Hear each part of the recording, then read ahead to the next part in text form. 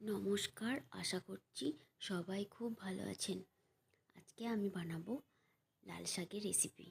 কম বেশি লাল শাক সবাই বানাতে বা খেতে ভালোবাসেন, তো আমি বানাবো একদম অন্যরকমভাবে।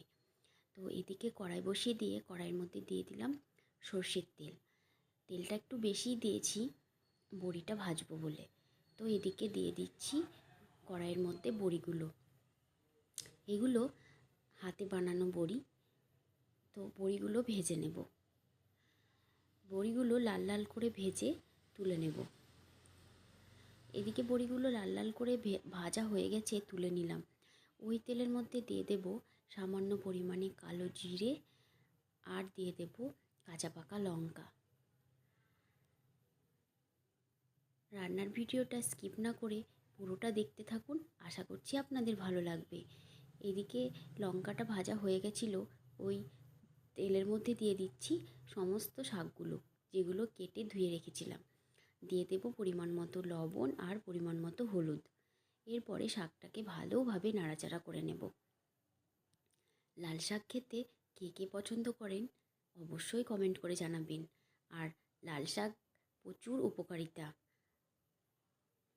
তো এদিকে হচ্ছে শাকটা নাড়াচাড়া করে নিয়েছি, শাকটা অনেকটাই কমে গেছে, শাক থেকে জলও বেরিয়ে গেছে।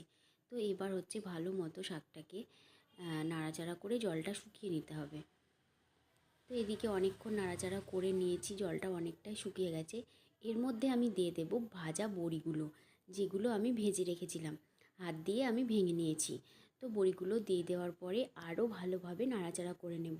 আর যে জলটা আছে জলটা পুরোটা শুকিয়ে নেব।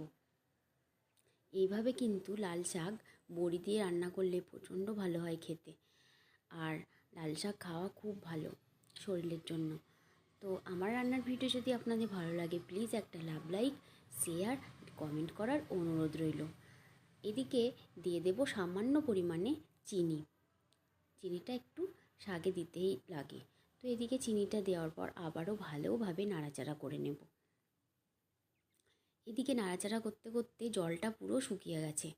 তো এদিকে শাকটা হচ্ছে অনেকটাই হয়ে এসেছে। এই অবস্থায় আমি দিয়ে দেব আগের থেকেই বাদাম ভেজে রেখেছিলাম।